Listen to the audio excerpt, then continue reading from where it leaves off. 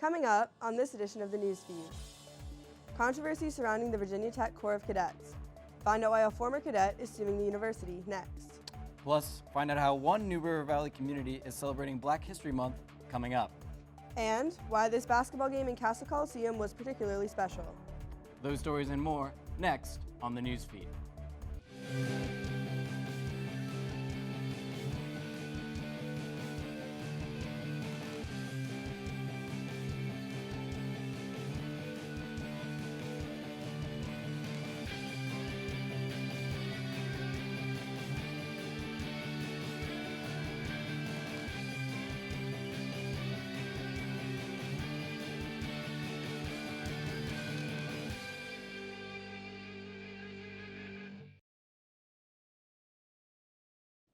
Hello, and thanks for joining us for this edition of the newsfeed. I'm Emily Geis. And I'm Brendan Coffey. Our top story today, the Corps of Cadets is one of the oldest and most significant parts of Virginia Tech, but now that storied institution finds itself in controversy. Newsfeed reporter Nikki Cruz joins us live in the studio with more. Nikki? Thanks, Emily. The Corps has been a part of Virginia Tech since its founding, but a suspension related to an alleged hazing incident has left one former cadet looking for justice. When the topic of hazing is brought up in colleges, many people first think of Greek life. However, it is also an issue in the Corps of Cadets. Several cadets were recently charged for participating in sophomore hazing that occurred in October. Those in the Bravo Company allegedly participated in blood pinning, where a pin is punched into one's chest. This practice can be traced as far back to World War II and is seen by many as tradition, but is against both university and armed forces policy. One of the goals of these initiation ceremonies or events is to help you feel a little bit more assimilated into the company, and that is not inherently bad. However, some of the things that take place during these events, as we've already seen, can get a little out of hand. In addition to blood pinning, cadets were asked to do physical exercises and to get into the water here at Strubles Creek, where some participating cadets complained that the water was cold. Out of those charged, 14 were suspended. The punishment for hazing can range from expulsion to being suspended for 1 or more semesters, depending on the individual situation. Those in the Corps also lose their military scholarship and need to pay for previous semesters. One cadet that was suspended for 2 semesters, Darian Brown, is suing, saying that he didn't receive due process. A former VMI student is also suing his school, saying he was forced to participate in hazing, which included waterboarding. The opinion about cadet hazing is mixed, with some saying that it is tradition and others saying that it should be stopped in all forms. Either way, these lawsuits will likely lead to some changes moving forward. On Tuesday, a federal district court judge in Roanoke ordered Virginia Tech to produce any documents about the alleged incident that were created during the time leading up to his suspension. The next hearing in the Roanoke court is expected next week. For the newsfeed, I'm Nikki Cruz. Back to you at the desk. Thanks, Nikki. The coronavirus continues to spread in China and other regions of the world. COVID-19, otherwise known as the coronavirus, has been a recent trigger for fear and paranoia. Assistant Director Ali Obroy of Global Safety and Risk Management ensures students, even though that taking healthy precautions is vital, the risk of contracting the disease is quite low. International travel has been monitored by the school and all China-related activities have been canceled. But for those with family within the Hubei region of China, their largest concern is outside of the college. My family asked me if I can try to find some masks and send home. So I went to Christian's Fair, I went to Home Depot, all the places. I went to 6, 7 stores and all the masks were sold out. And actually it's a confirmed case in my complex that my parents live in. Last week was a lot because I feel like I can't do anything. COVID-19 may be in the same family as the common cold, but with international students unable to return home and facing xenophobic trends across the board, the virus leaves many to wonder if the panic is well placed or not. A very wet winter brings an opportunity to keep the forests around Southwest Virginia healthy, but maybe in an unexpected way. Newsfeed reporter Rasha Aradi has the story. The U.S. Forest Service plans to burn 10,000 acres in George Washington and Jefferson National Forests. Controlled burning is an effective wildlife management practice. Species like deer, turkey, and some songbirds benefit from the newly generated habitat created after fire. Big part of managing habitat is manipulating and wanting to change composition or structure and the type of cover that's out there, and fire is one of the tools that we can use. This area off of Craig Creek Road has been burned up to 4 times now. I'm standing at the edge of the forest, and right behind me you can see the charred bark from last year's prescribed burn. When we put fire in the landscape, it not only rejuvenates some of the soil and also so allows some of the forbs and different types of vegetation to grow that wildlife does actually really like. Additionally, controlled burns promote healthier forests by allowing native plants to regenerate. It just opens up the canopies, and so trees don't compete with each other as much, and you'll see trees actually grow better because they're getting more sunlight. Burns are underway near Blacksburg, and Hughes says not to be alarmed if you see smoke along Highway 460. Reporting from Blacksburg, Virginia, I'm Rasha Aridi. Alternative transportation is an important part of living in a college town, but Virginia Tech faces a two-wheeled parking problem. Newsfeed reporter Emma Leonard joins us now live in the newsroom with more. Emma, Virginia Tech student government is looking to address this issue? That's right, Emily. Virginia Tech Student Government Association is working to pass legislation on moped parking regulations on campus. Parking mopeds has been a long-standing issue on campus, and students are one step closer to having a solution. Because of the similarities mopeds have with both bicycles and cars, people aren't always sure where to park them. Under this new legislation, select parking spaces would be designated specifically for moped parking. This legislation would help many students avoid expensive parking tickets, all while keeping campus safe for both pedestrians and drivers. So mopeds are actually classified as motor vehicles. So they can't technically park on sidewalks the same way that bikes do. They have to park in specific parking spaces. So the challenge came of how do we develop a parking space that won't get tickets for students? Because the legislation has not yet been implemented, there's no set date for when these new regulations would be set in place. In the meantime, student representatives continue to work toward making these changes. Reporting from the newsroom, I'm Emma Leonard. Back to you in the studio. February is Black History Month, and 2 towns in the New River Valley are celebrating the month by honoring the legacy of segregated schools. Feed reporter Connor Brown has the story. 2 New River Valley organizations are working to honor the teachers of the area's historically segregated schools by preserving their buildings. Because of our skin color, it wasn't the same for us, but yet we were able to make it and have success and all, and it was due to these teachers. Mickey Hickman is president of the Calfee Training School Project, which wants to turn the former school into a multi-purpose facility featuring a daycare, an event center, and a museum of the school's history. In January, Christiansburg Institute, Inc. began construction on turning that school into a museum and educational center.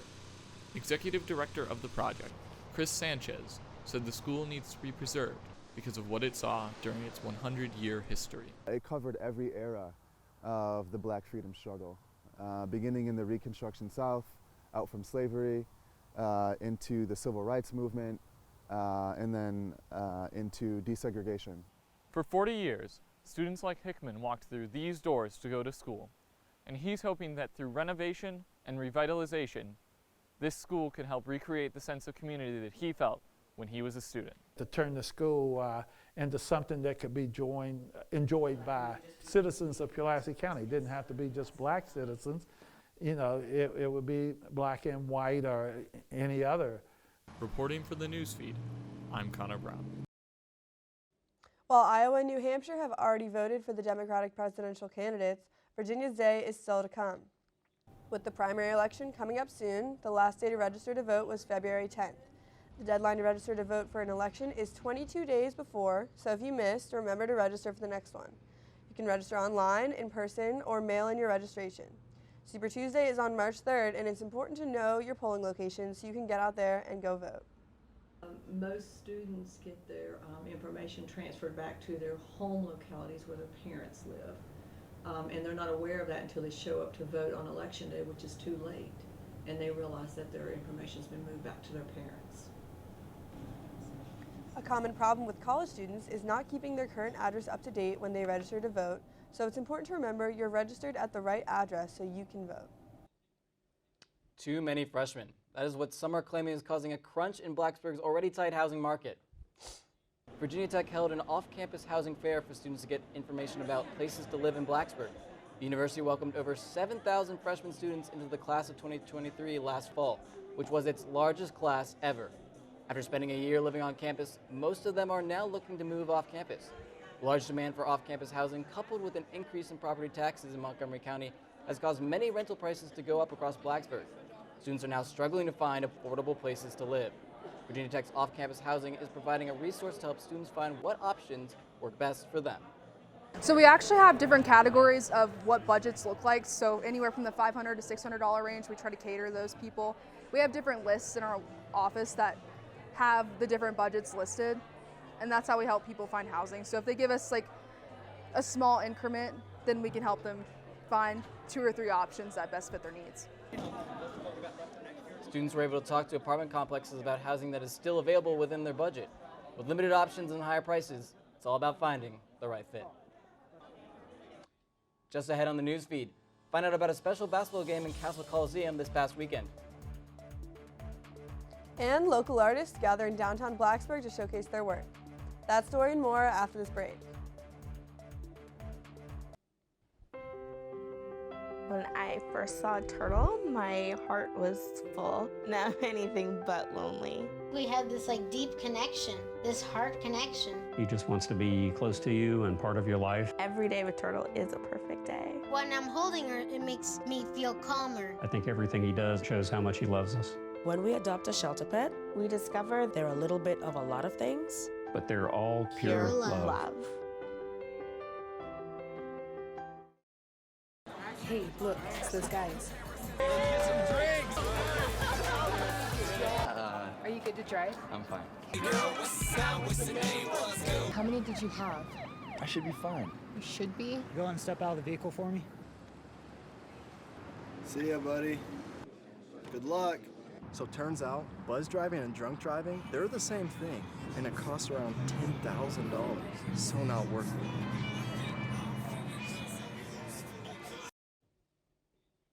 Welcome back to the news feed. I'm Emily Geist. And I'm Brendan Coffey.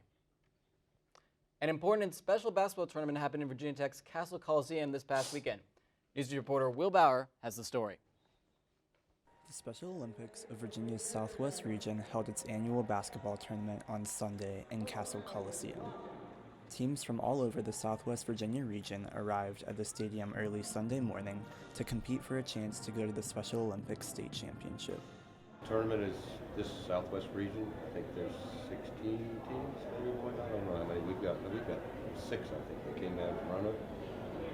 What Special Olympics to me is I spend a lot of time with Special Olympics coach basketball, softball, soccer.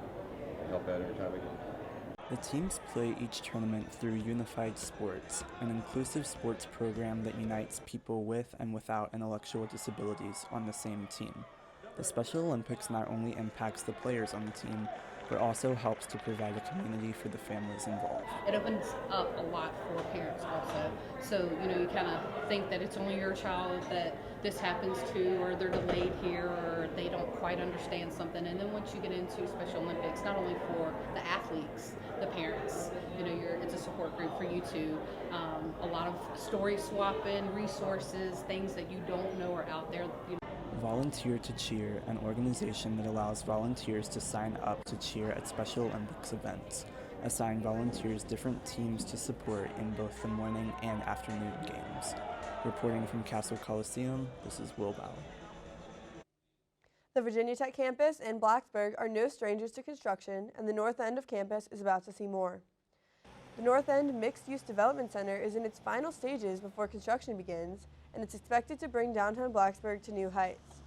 Planned to become the tallest building in town at 6 stories high, the development will replace the old Buffalo Wild Wings building. The neighboring structure, home to Blacksburg Wine Lab, will be demolished to make way for the new development center. Temporarily closing the local wine hotspot causes some concerns for the owner, John Boyer, as he just opened the restaurant 2 years ago. Like I said, we've only been open a year and a half, and to have to shut the doors and do it all over again is a significant challenge. And then, bonus is, I get to do it again 2 years after that. So yeah, there are fears. The new development will feature retail and restaurant space, parking, Virginia Tech offices, and a rooftop restaurant. John Boyer says during construction, Blacksburg Wine Lab will have to temporarily locate nearby, but he's excited for the new modern twist the North End Mixed-Use Development Center will bring. The art scene of Southwest Virginia came to Blacksburg late last week. This past Friday, local artists displayed their talent throughout downtown Blacksburg. The self-guided tour featured artists ranging from school-age to professional. At 15 different locations, citizens were able to witness a full museum experience. Many sites will continue to display the art for the remainder of the month. Organized by Downtown Blacksburg Incorporated, these monthly art walks aim to showcase local talent. This month, the Lyric Theater displayed work from AP art students from Blacksburg and Christiansburg High Schools. One student artist says she has had monetary offers for her work since the gallery opening. I think for me the most helpful aspect is I have always kind of had a hard time putting myself out there and putting my artwork out there. And so I feel like it provides me a really great outlet to do that and learn how to do that. And I really appreciate that. It wasn't just high school students recognized this Friday. Throughout February, Floyd Elementary School will showcase pieces about peace in Squire Student Center. Each related exhibit in the tour had living art as well, including anything from snacks to live music to theatrical components. That will wrap up this edition of the Newsfeed. If you have a story idea for the Newsfeed, let us know. Send us an email at thenewsfeednrv@gmail.com. And as always, you can connect with the Newsfeed on Facebook and Twitter. Thanks for watching. I'm Emily Geis. And I'm Brendan Coffey.